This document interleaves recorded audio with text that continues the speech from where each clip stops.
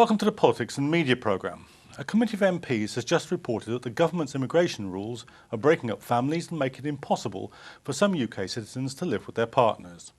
New rules brought in last year require UK citizens to earn at least £18,600 before their non-EU partner can come and join them in the country. This has resulted in one Albanian father only having seen his 2-month-old son via Skype. Another UK citizen would have to leave her job as an NHS nurse for a job that pays more just so that her partner can join her. Emily Churchill has more. In multicultural Britain, not everyone chooses a partner from inside the UK. But Brits who want to settle down with a husband or wife from outside Europe face an increasingly difficult battle. Last Monday, a new report by the All-Party Parliamentary Group on Migration said that new rules on family reunion are tearing families apart. The group of MPs and peers said thousands of people have been prevented from bringing a non-EU spouse to the UK because of the new minimum income requirement for sponsors. Of the over 175 families the group looked at, 45 said their children had been separated from one parent, including a mother who was separated from a 5-month-old baby who she was still breastfeeding. The Home Office introduced the new income threshold for UK residents with non-EU spouses in July 2012. Since then, husbands and wives from outside the EU have not been allowed to come to Britain unless their UK spouse earns £18,600 per year. The threshold goes up to £22,400 for families with one child and by £2,400 for each further child. The Home Office says this is to stop those coming to the UK to live with their partner being a burden on the taxpayer and to make sure that they are supported well enough to properly integrate.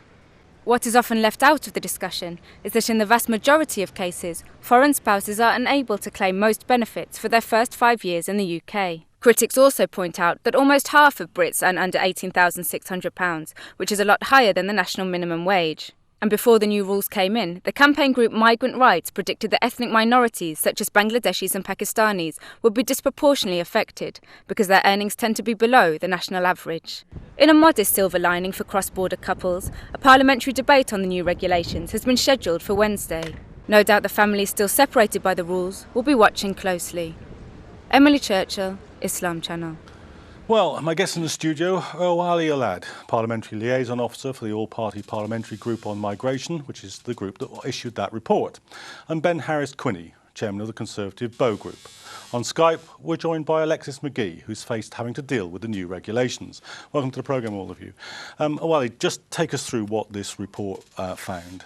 Well, the report was first set up. The inquiry was set up by a cross-party group of parliamentarians, headed by the chair of the Liberal Democrat Backbench Committee on Home Affairs and the lead Home Affairs spokesperson in the House of Lords, Baroness Hamwi. The group were very concerned by the impact that the rules were having on people earning less than £18,600. and the further impact on the right to family life and the impact it's had on children and elderly dependents. And Ben, surely this is, whatever you think about the question of immigration, surely essentially means testing people who can come here and leaving half the population below a threshold which would allow them to do so. That's not right, is it? Unfortunately, it is. And the reason it is because we are in such a significant economic crisis in the United Kingdom.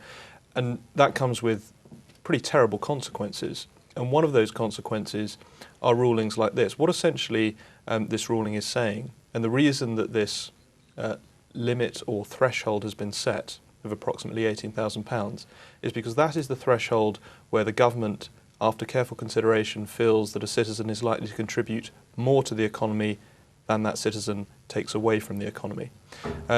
Now, in a society of plenty of wealth, I think it is important that we consider what we may want to give back to our poorest citizens.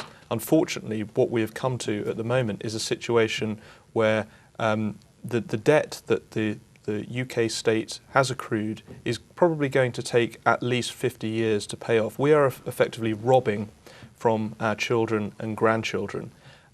Therefore, in applying these generous measures, perhaps moral and fair measures. And I think you've got to balance that with granting benefits, granting citizenry.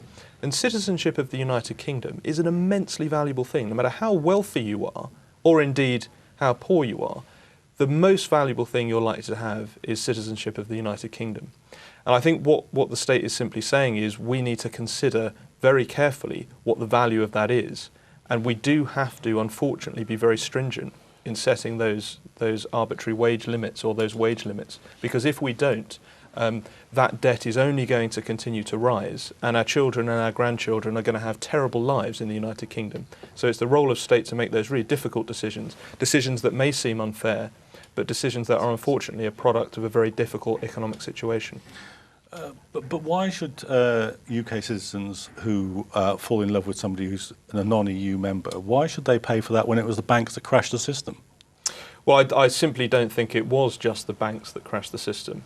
Well, you mean in 2008 when Lehman Brothers went bust and Goldman Sachs went bust, that didn't start this crash? Most people think it did. I think it, but that's the key point. What started the crash and what were the underlying factors that caused the economic crisis? And many of the underlying factors that caused the economic crisis was over-reliance on debt, overspending from a state point of view, and indeed a regulatory structure that pans the entire globe.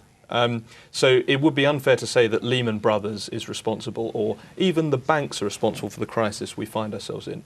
They have a responsibility, but the deeper responsibility lies with states, I believe, and state overspending. Okay, Alexis, let me bring you into discussion. You've had to think about how these regulations might work and how they might affect people who are in your situation. Do you think they're fair? No, I don't think they're fair, because there's people in this country who are forced apart from their partners, but what's happening to them is they're becoming single parents and they're being forced to claim benefits because of the rules, i.e. those forced into being single parents. So it's actually a burden on the taxpayer, which is what these rules are apparently made to prevent. Well, do you think that's true, that what the regulations are doing is actually counterproductive even in their own terms? Absolutely. Just let's put things into context. The government has a net migration target to bring immigration down to tens of thousands, below the 100,000 threshold. If you really think about it, putting an income threshold, an income requirement on citizens, about 47% of citizens in the UK, is actually a good policy to pursue, because what you'll have is you'll reduce immigration even further. So the whole argument around whether this has an impact on our welfare system or our services or has an impact on our tax, that people who come to this country should be taxpayer funded, is completely unfounded. There's no evidence to back that up. What you actually see from our report, which went on for about 6 months, and the report was written up in the last 2 months, was that high net worth individuals who could come to the UK and actually support their partner, their income earnings weren't being taken into consideration, and that's as a result of the rules. That's to stop people from coming in. So yes, it does divide families, absolutely. That's what it is one of the intended consequences. But there are a whole host of unintended consequences that have come about as a result of the rules. So I do agree with the submission there. The whole argument around whether taxpayers should be funding this is undermined by 2 factors already.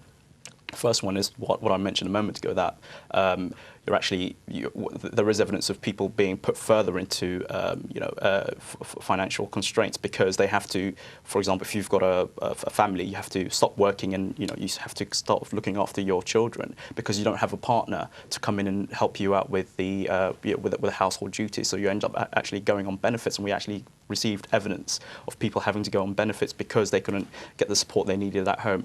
And on the second level, the OECD reported last week that actually immigrants, in particular men who come to the UK, are far more likely to be in employment and contribute to the UK's economy than, sadly, this isn't point scoring, but sadly, in comparison to native people.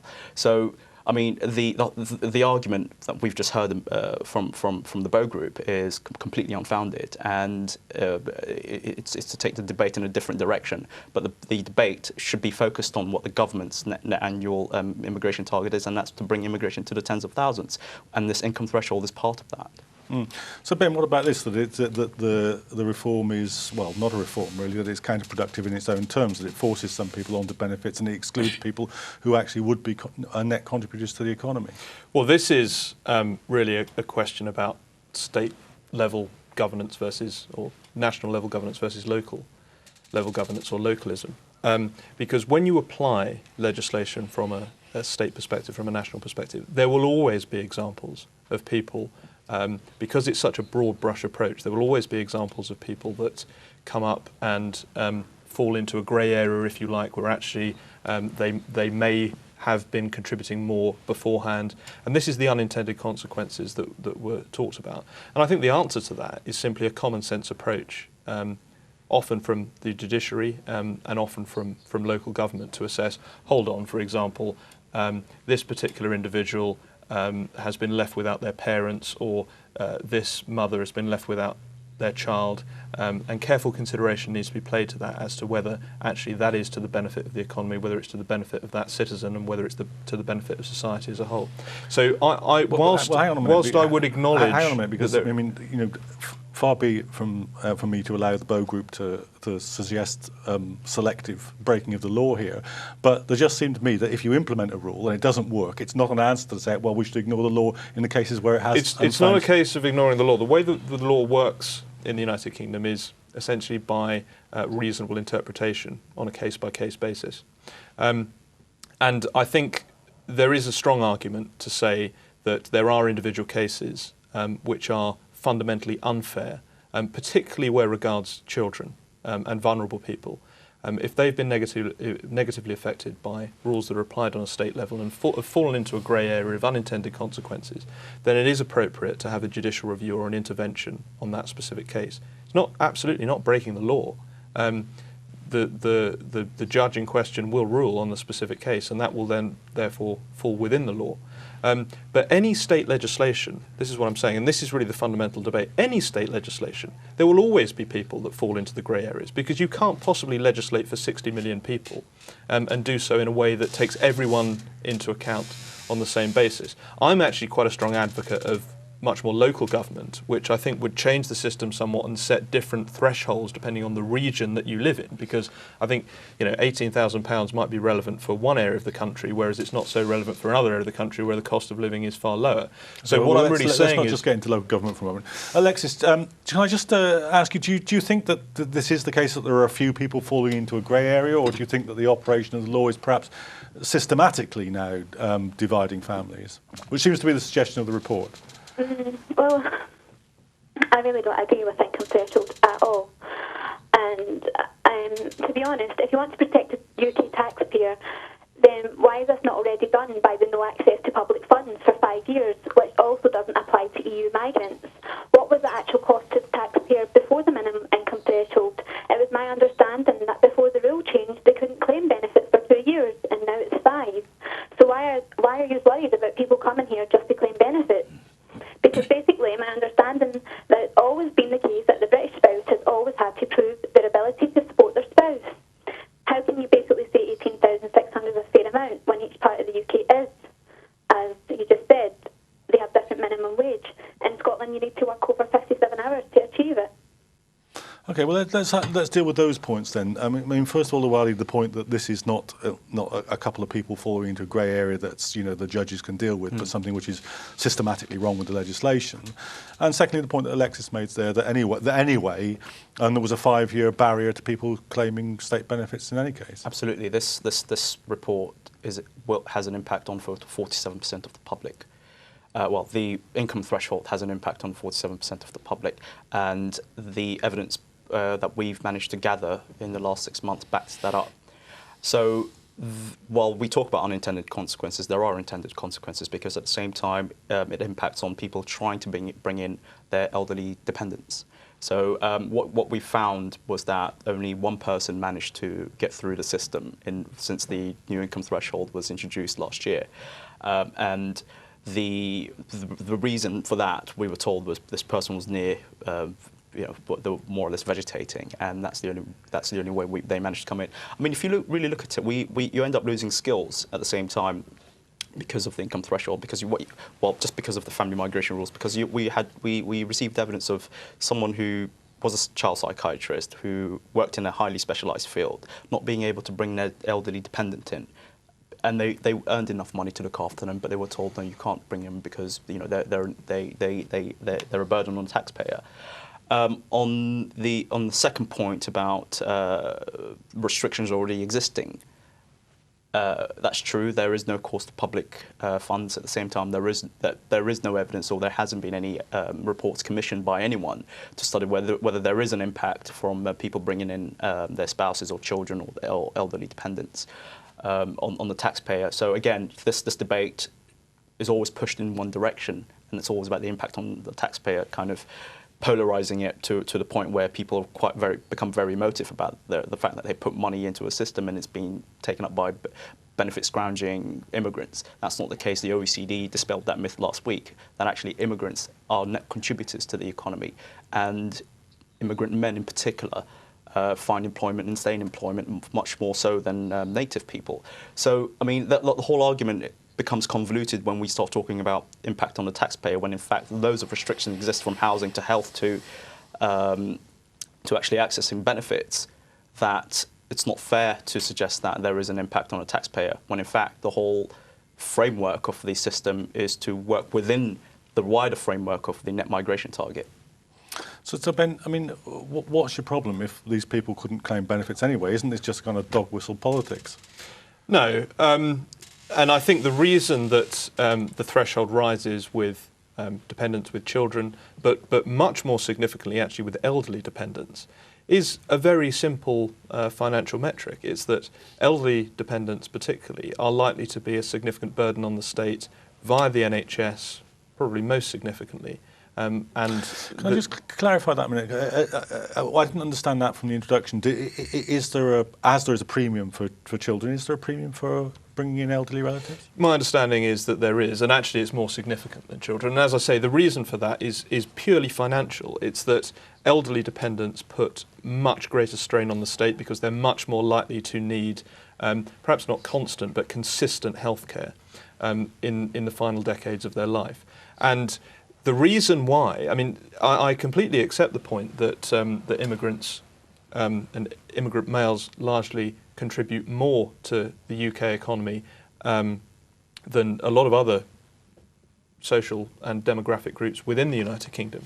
But that's why the threshold is there. That's why the wage threshold is there. So say if you have come to this country as an immigrant and you are earning over this level, there's no problem. If you're not, there is a problem. And the reason that is there, it's not there for any sort of moral reason or any sort of reason of conviction or politics. It is there because that is the limit that the state has assessed and set, whereby you become a net contributor to the UK economy as opposed to a net detractor. But the earning power of the migrant isn't taken into consideration here. The British citizen, the person who lives in this country, who wants to bring their spouse into the UK, so which means if you're a woman and you want to bring your partner into the country, then and you don't earn enough money, you can't do that. It doesn't matter if this person is a high net worth. Just let me clarify that for viewers then. Yep. So what we're saying is, if you're a nurse, as one of the people we talked about in this example and was in your report, wants to bring their astrophysicist husband in, the income of the astrophysicist isn't taken into account. No, it's not.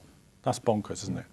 Well, that's what I talked about in terms of applying a judicial review to individual cases, and I think that is important. But in general terms, what the government has done is applied a risk assessment, and this is how you make national policy as opposed to local or individual policy. And you're consistently citing evidence of individuals, and you've got to look at the macro level when you're talking about state legislation. You said there's a risk assessment. Yes, so the risk assessment is essentially, yes, a citizen may come and contribute more, but the risk assessment is the likelihood if the citizen in question is not earning over £18,000, the likelihood is that there's a risk actually that not only they would not contribute the requisite amount, that they would take money away from the state. There's no evidence to back that up, and that's the point we're trying to make. Let me just bring Alexis back in a minute. I mean, Alexis, when you're listening to the discussion, you read the report, what sensation do you have about it and how it relates to the sort of fears that you had about you and your partner?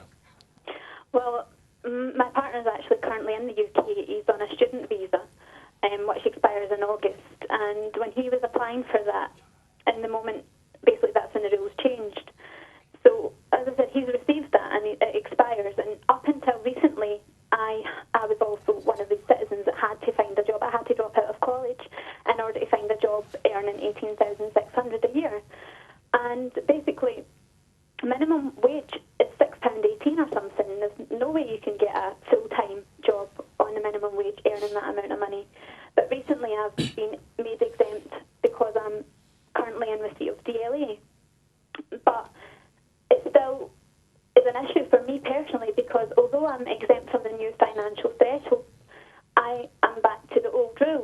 old rules were you had to be earning above the income support level to provide for your spouse. And I've got 2 kids from a previous relationship. I've also just found out I'm pregnant as well from my current partner. And basically, the amount that we need to support him, if you're basing it above the income support level, well, the benefits that I receive that you can take into consideration don't basically add up to the old rules. So I've had to take on like a self-employed job to obviously kind of take my income over that.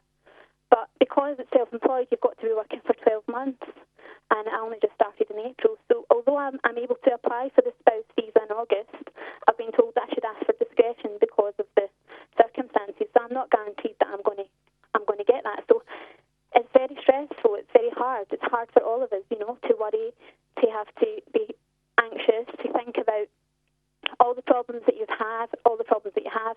Is he going to get taken away? Am I going to get my visa? Is he going to get his visa? I mean, the really hard thing is a lot of people do make the income threshold, but they're still being refused.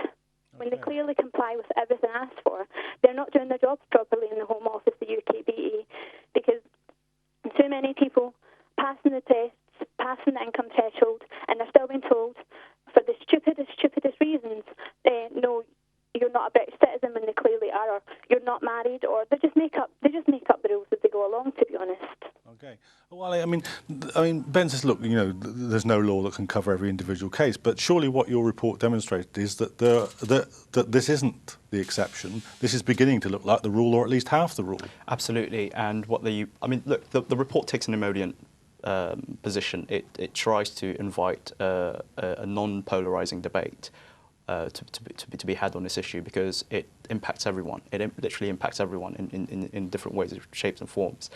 And the report is asking for a complete review of the rules with the consideration of the fact that it's had so many impacts on so many different ways, on so many different people, from high net worth individuals to low-skilled migrants, to people who are disabled, to people who have disabled children, and people who need to look after other disabled partners, etc., and so forth, that these rules are totally unfair and they divide families in an unprecedented way.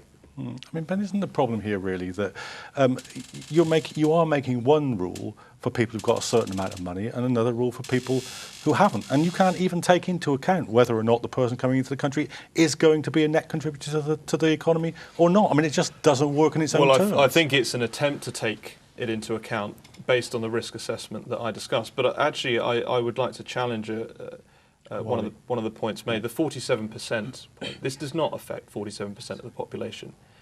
There's a potential for it to affect 47% of the population only if every one of those 47% earning less than £18,000 had an issue where they wanted to bring someone from overseas into the United Kingdom. That is far from the case. Yeah, that's a fair enough refinement, but to the point it was made in the film, that of those likely to do so, it affects an even larger proportion.